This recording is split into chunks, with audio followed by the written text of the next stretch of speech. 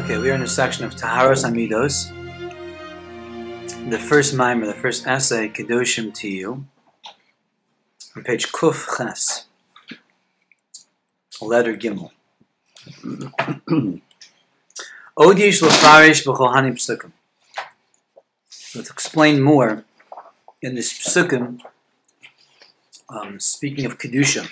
Kedoshim to you, Ki Kadosh Ani Hashem Elokeichem. You should be holy, because I, Hashem your God, is holy.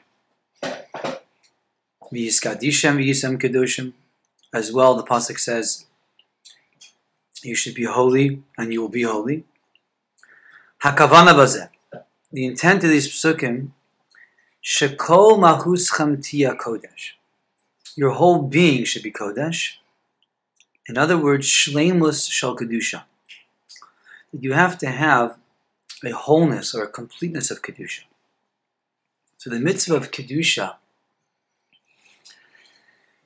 here the Rabbi is expanding to mean shleimus shal kedusha, that one strives that there is a wholeness or completeness of kedusha in one's life. Kol zman she'ein ha-kedusha b'shleimus, ein ze kedusha klal.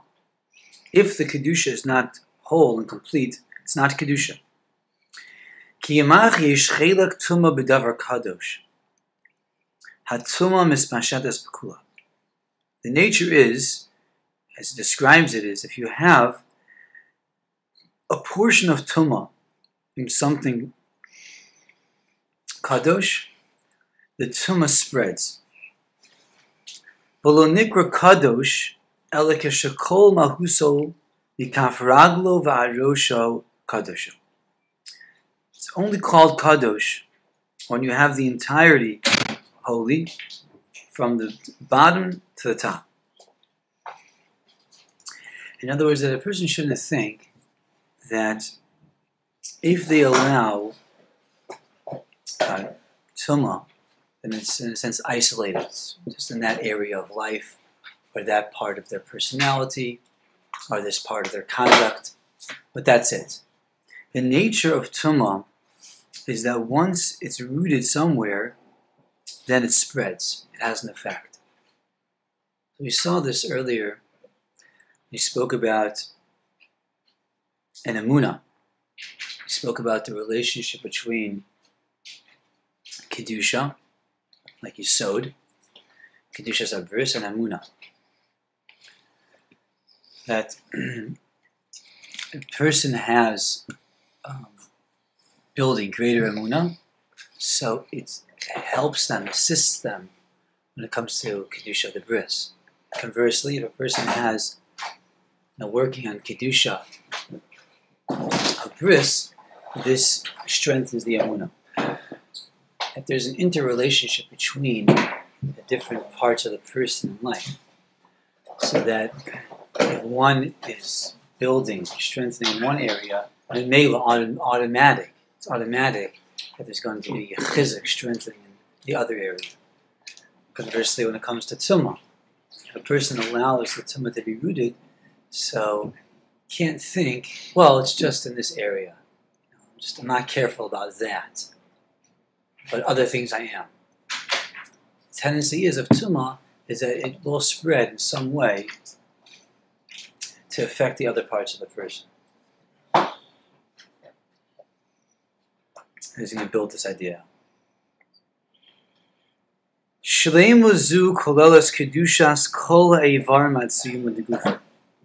wholeness that we're speaking about includes kedusha of all the parts of the person. Ad siyuma de gufa. This is what you're speaking about the bris. Kedusha salev. It includes kedusha of the heart. Means desires. Shelo yachmod shum davar neged ritzon yisbarach. A person should not be desirous of anything that is in opposition to Hashem's will. Like the mitzvah of lo sachmod, not to covet. It's not only that a person should control what their actions, but even not to be desirous of something that Hashem does not want us to be desirous of. Kedusha Samoach, it involves Kedusha of the intellect, thoughts, Vahadas, Shelo yu bahem deos raos umachshava zos. A person shouldn't have hashkafos, thoughts, approaches, philosophies, ideas that are not in line with the Torah. Do you think that it seems that since they're both connected, the Muna and the Kedusha, do you think that a person who's falling in that area or lacking in that area comes to like foreign ideas and things like that? It seems like that would be the case because, or at least become lax in that area because, like you were saying, if a person says there's just this area that first off, it seems like it would brings a little bit of a sadness because they can't control that area, and then it would just allow other things to seep in, like they would well, I was a little bit lenient in that area, so I can be lenient in this area. It seems like it could just, as a whole, a person would start to like accept things that really aren't Torah values or Torah ideas or something like that. It seems like the Torah not so strict with it because you're not so strict in an area that's already telling you not to do something. So you would think that in a huge area, so you think that small areas they're like, it's not that bad. They expose themselves to more foreign ideas and things that aren't really Torah based. Yes, very much. Just speaking about the idea yesterday in Shalosh, is the idea of the bribe. That's when a person accepts something into themselves, so it creates a reality. So Yaakov knew that if he'd be able to get Esau to accept the gift, he could not hate him in the same way. Impossible. It would not work. There's a certain reality to accepting a bribe. Like they say, there's no such thing as a free lunch. This is a reality, Even if the person says, "Well, I won't be persuaded. I'll take it, but I'll nevertheless hold my position." It's not true. There's some degree of acceptance of what it is. So anytime we accept something, and accepting also means by seeing something. When you see something, that could be an acceptance of something because you're absorbing it, you're connecting to it. So that's why sight itself is a degree of acceptance. I accepted it. And it needs a very counteractive sort of process to undo that which you saw. Sight itself, you said? Sight itself. Because seeing is for us, in the sensual, is one of the strongest place of reality.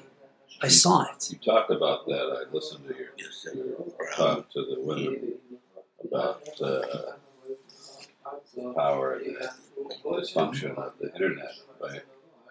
Whether you mentioned or not, something that clicked on what you saw that could be very damaging and addicting to especially men. Yeah. Yeah, so I just clicked on that when you said that site, yeah. Yeah. And that's more powerful, really. In other words, we get the thoughts to be easily seduced into believing that which was absorbed already by the senses. Mm-hmm. So the senses have the dominant control. Once the senses say it's accepted, so then the mind finds some way to accept it also. Figures out some way. It's okay, like this. The subconscious or conscious, but it's basically following the train of the senses. So the Rabbi Shmuel said, "Halacha Esav Sona Yaakov." It's halacha. Esav hates Yaakov, and the Chachamim use this principle for guiding them in dealing with with the Roman government and beyond that, knowing that Esav Sona Yaakov is a reality. That there's a hatred of the Jewish people. You have to be able to accept that, realize that. Nevertheless, there are means that a person can do to sort of subdue that. So Yaakov knew that, and once he can get Esau to take it, he would take away the hatred. And so that's one of the pshatim with Chazal, that when he came to the encounter, he was able to get Esau to some place of brotherhood, or at least not the hatred to kill him. because he took the bribe. So once we take a bribe, once we absorb something in one area, so then it has an effect somewhere else. Mm-hmm. So what we do with Land for Peace is like a bribe. We go, okay, this is what you want. We're going to give you this much. Now be good. But we know that doesn't work. So it doesn't really change the hatred at all. And it didn't change with Esav either. Mm-hmm. Mm-hmm. And Yaakov knows that. That's why Yaakov goes away from Esav. You know, there are certain places where such an approach is appropriate. For example, Yaakov prepared for war. He was ready to kill Esav, but he also took another. You know, but the basic approach when it comes to Esav is to understand that reality, and not to trick yourself into thinking that this is going to bring about a real change in character. But there's this point that saying because of the interconnectedness of things. So then once there's a weakening in one area, so then it affects the other way. Usually it goes from the senses to the intellect, because that's the more dominant part of the person. So then we rationalize that which we've come to accept. We do something physical, inappropriate physical, that leads to then rationalizing intellectual. It's usually the derech. Right. No, growing up, they have like whole things that tell, doctors that tell you that inappropriate things are okay. It's just like and whole ideas of people saying that like certain things are healthy for you and things like that. But it's just like this is not what Torah says. And because you're allowed to give in to your teva, your tava, then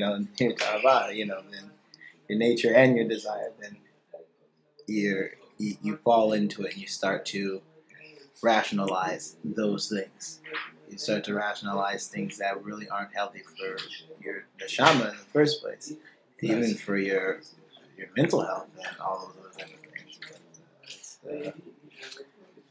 There's an Abarbanel. Abarbanel is one of the great Rishonim from Spain, and he was a prolific writer. He wrote on Nevi'im and Kesuvim. And because he came at the end of the era of the Rishonim, he saw all the earlier commentaries of the Ramban and the Rambam and others. And in his commentary, he often summarizes them, brings their different views, and gives his. And the Abarbanel, was raised in the philosophy of Spain, but he has more than that. He leans toward the Kabbalah.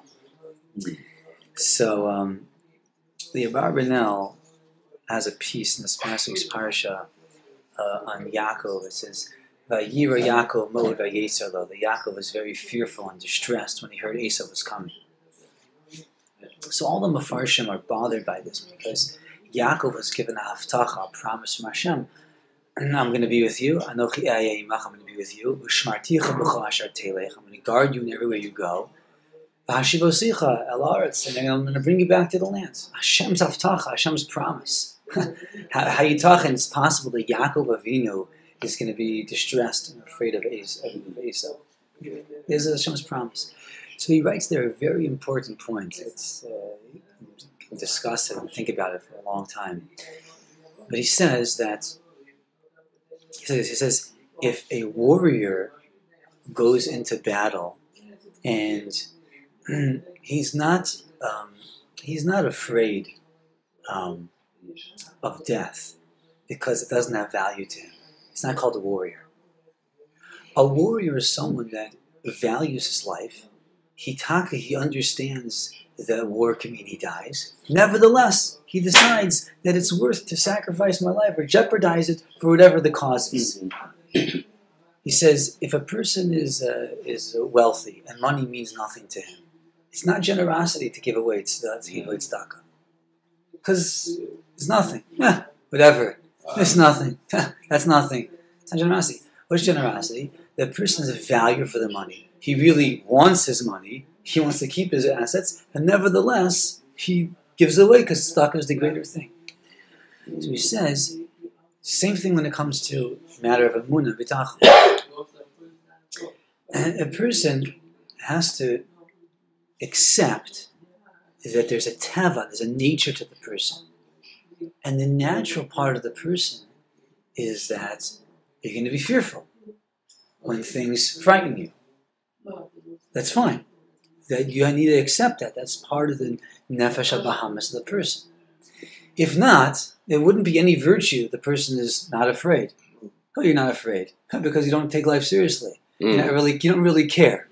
Not that you have bitachon, you trust in Hashem. Then the person has to engage in a battle. It's true that my nefesh habahamis, it's true that my instincts are giving me this message of being afraid. Nevertheless, I can go beyond it. I say, I have emunah in Hashem, I have bitachon, I have trust in Hashem. As we learn from the Nesivos Shalom, because I'm a ben of Hashem, I'm a son of Hashem, and Hashem loves me, and therefore I trust in Hashem. Or in Yaakov's case, he has Hashem's avtacha. From that place of the natural feeling of the person, then a person moves into a place of bitachon. As he overcomes his natural feeling that he initially feels by reaching for something higher, it's bitachon. But if a person wants to subvert the process, it's not genuine. It's not real. So, like you mentioned, is that like the doctor said it's natural. I was once on the plane. I was listening to two women have a conversation, and one was speaking about all the different relationships that their daughter's involved with men. And she says, "Yeah, it's natural." And I was thinking to myself, it's natural to defecate in your diaper, but at a certain point, it's not okay. Yes. At a certain point, it's not okay. At a certain point, what's nature is it's not beseder. You have to overcome that. So the difference like this, in the West or without religion, what they're saying is the nature is the nature. And the nature is beseder. And we're saying like this. The nature is the nature. But the nature isn't necessarily beseder. But you don't leap over the nature. Because you can't ignore the nature. You can't dismiss the nature. But the nature is not the seder. It's not just the way things are. It's that which is real and actual as a part of the person that you have to look at. And not only look at, you have to accept as a part of the person, but not accept as of how you're going to live. Because to be dismissive of it is not real. As a person, just have emunah, right? But you don't let the natural process of what the instincts are saying, then that's not real. But if you stay with it, it's not Torah. So, in this area of the Kedusha bris, it's a very real thing. It's a very powerful thing. Actually, it can be very overwhelming power. Good. We have to recognize this is what it is. MS. You can't look away and say it's nothing. It's not really anything. Let's just jump over it and start talking about Kedusha. This is a very real thing that the person in this area, a man, has to wrestle with. And all the different eitzos of what a person will do. But it doesn't stay like that. It can't just be, it's just natural and therefore it's okay. It's not okay.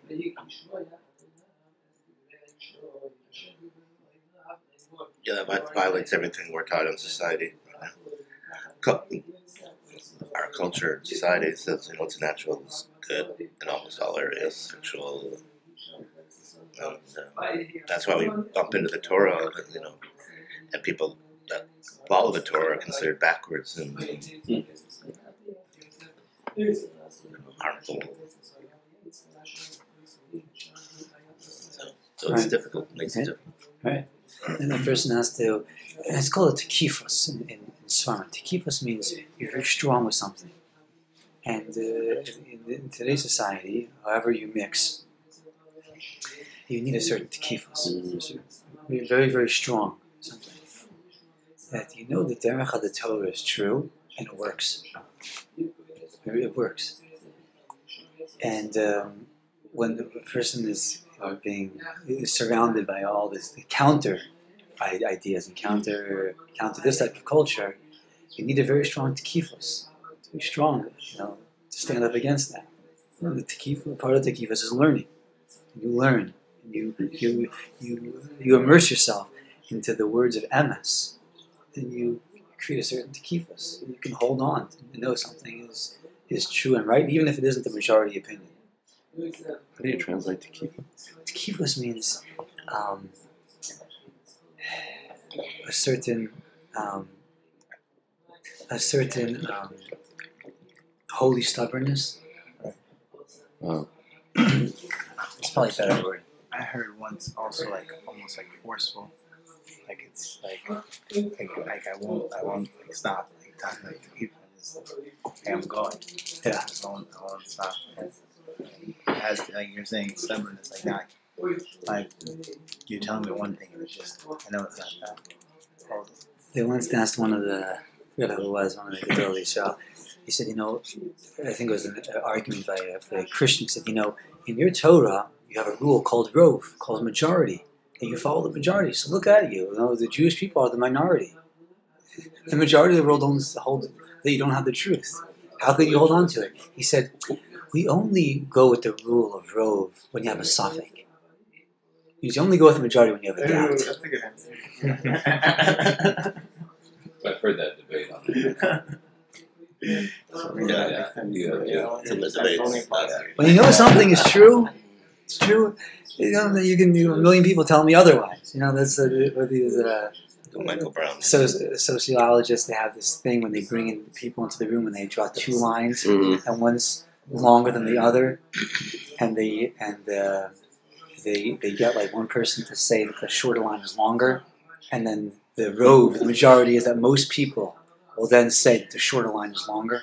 And they try to do that. So sociologically, once you have a rov says something, the majority, then most people will fall in line with that. Even convince yourself that which is mamash opposites to the reality. I guess it must be true in some way because everyone's saying it. Mm-hmm. Okay, say that. So the rov says that. Yeah. It doesn't mean it's emes. Right? This is the opposite. Emes is usually, there's a pasuk it says in Devarim. It says, "Lo meirubchem," not because you're the most that Hashem loves you. Ki atem hama'at mikolam, because you're the smallest. So one way of reading it is like, even though you're not the biggest, not because you're so big, but you're small, Hashem still loves you. But you could read it a different way. Just because you're not the majority, you're the minority, Hashem loves you. In other words, very often the emes, the truth, is found in small numbers, in few things. That's the way it is. I'm saying that emes, something that's just truthful, is often not that which is going to be popular in the majority opinion.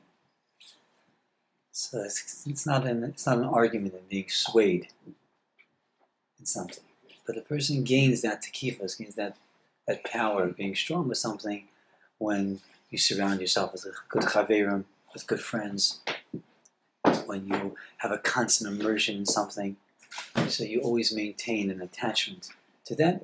It gives a chizak to a person, strengthens a person.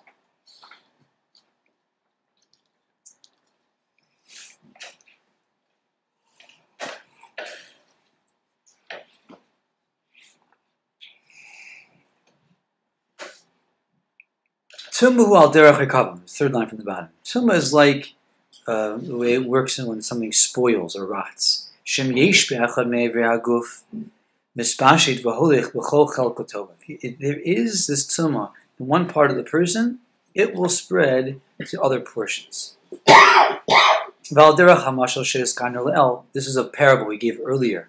La'otzer shel peros, a person that has a storage of fruit. As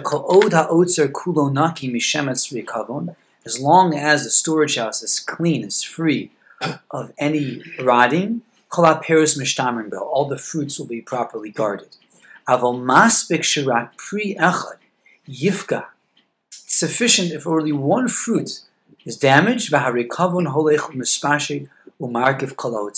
then the rotting will just spread out and ruin the entire storage. So again, this has to do with looking at the person in a holistic way. In the true way of looking at the person, it's holistic. The person really has to be seen as a whole. Therefore, they permit someone in one area. Well, again, this doesn't have to be a conscious statement, but it just happens to be that they're lax. So, let's say it's speaking negatively of a lot of people. If there's entry placed there, then it's going to spread to other parts of the person. This is the way of the ruchnius. The way of ruchnius and spirituality is that everything is really one. Everything is one. Shem Echad. Everything is really one. And even within the person, there's a achdus, there's a oneness to the person. There's different parts. The different parts are really part of a whole. And therefore, it's not, in a certain compartment, chetz on a certain compartment. If it's there, then it has an effect somewhere else.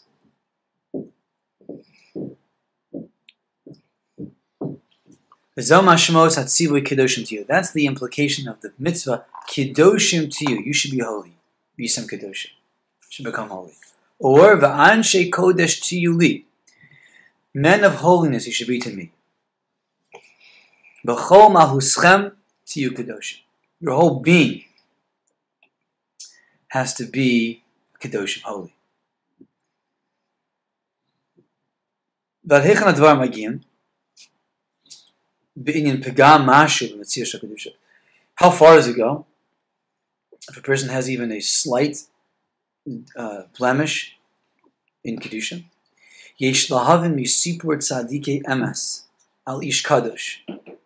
story that tzaddikim would say over about a holy person.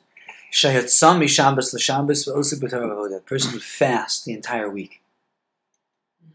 There's a practice of many tzaddikim, holy people, that they would fast from Motzai Shabbos until Friday night. They'd eat on Shabbos. So this person had this practice, fasted the entire week, and the whole week he was engaged in Torah and Avodah. The Niskana bo asitra achra ma'od, the Yetzer was very jealous of this. He wasn't able to find any sort of latch to latch onto, of how he could sort of bring it into the person. One time,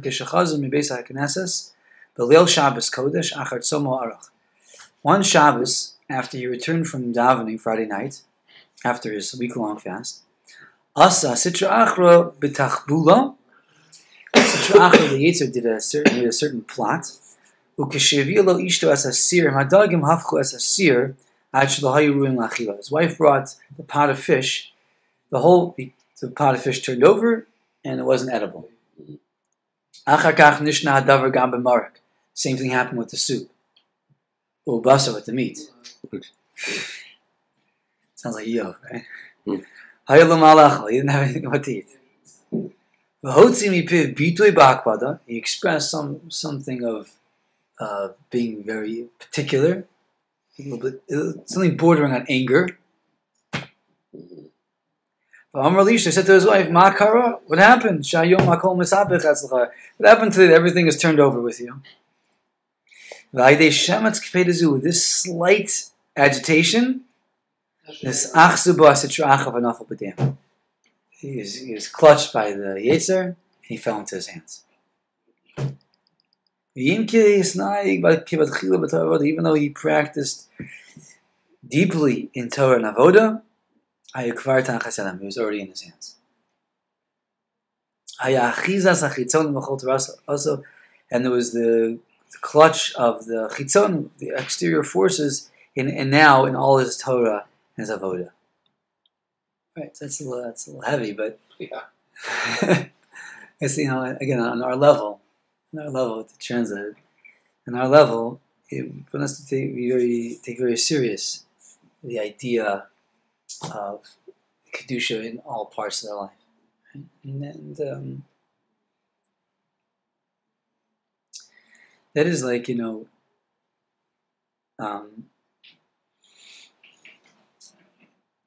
idea is that Hashem, that Hashem is present, Hashem is there in everything we're doing. In kedusha and things of holiness, that is bringing Hashem into our tefillah, davening, thinking about Hashem. Mm-hmm. Hashem is present. And in the other areas of life where it's not naturally kadosh, that we bring Hashem into it somewhat. This is challenging. This is the challenges I have, in areas of relationships with people, the way we speak, in work, in eating, all these things. This is the other area of life. To bring Hashem into that. Both by abstaining from that which would bring tumah, and also by being conscious of Hashem in these other areas. Different eitzos of how we're conscious of Hashem. We introduce Hashem into these areas of life. But the person we need to understand is that the life of Kedusha is whole.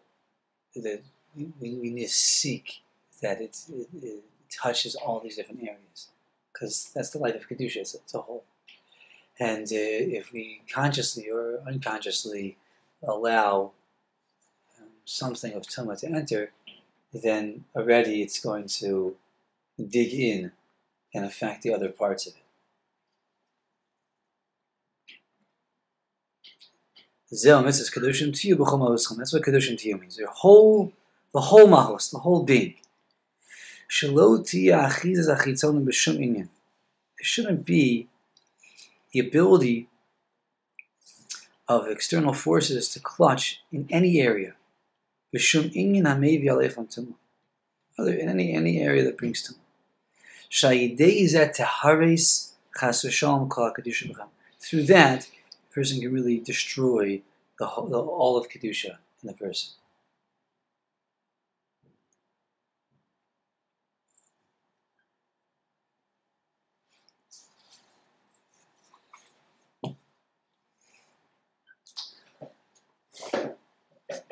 When we're working on middos, it's daunting and sometimes not possible to do an all or nothing approach to things. That I'm going to completely give this up, I'm going to completely change this aspect. Rather, we are often instructed, approach it in a systematic way, and bit by bit, find things that you can change. Here, we're getting a message that in the area of Kedusha, there is no compromise. It's like you can't let anything into your life that's going to taint the whole.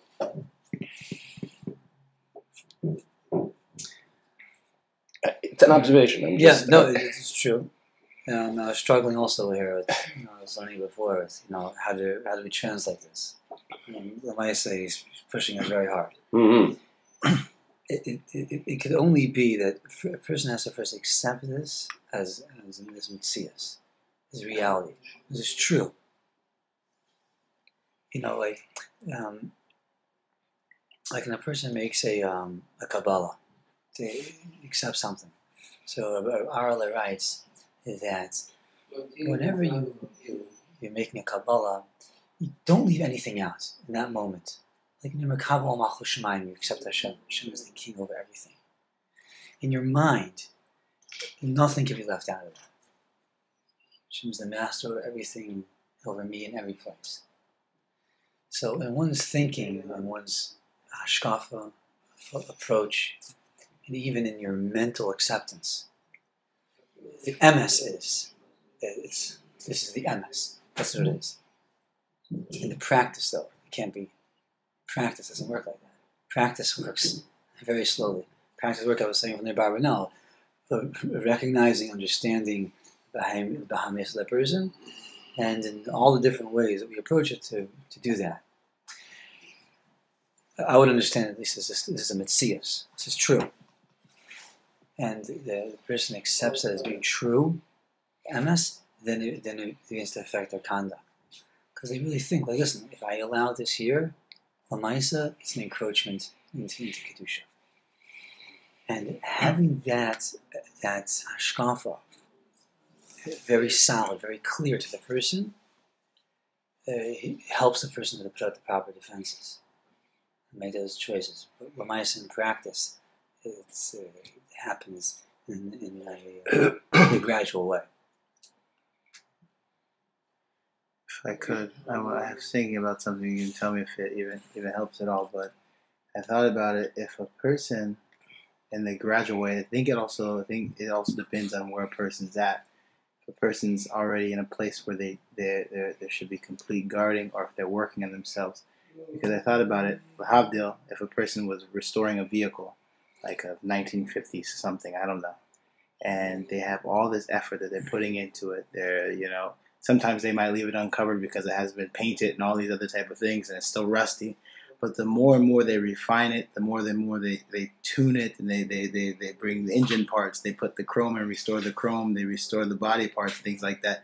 Then the guarding happens, it starts to take a higher level, and when the product is finished, it has the nice paint on it, and it has all those things, and it's shiny, they won't let you eat in it. You can't sneeze by it. You're covering it, with the big thing, and it's in a garage, and they drive it once a blue moon, whatever you want to call it. But this part of it, you're working on yourself. A lot of us are in the restoration area, and in that place, a person is working on it and growing, and there's guarding.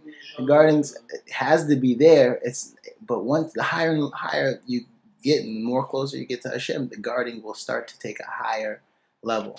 You'll start to see that this is not for me, because now I have the paint on me. It's not for me. For a person there has to be a certain amount of guarding in the beginning, I believe, for sure. It has to be.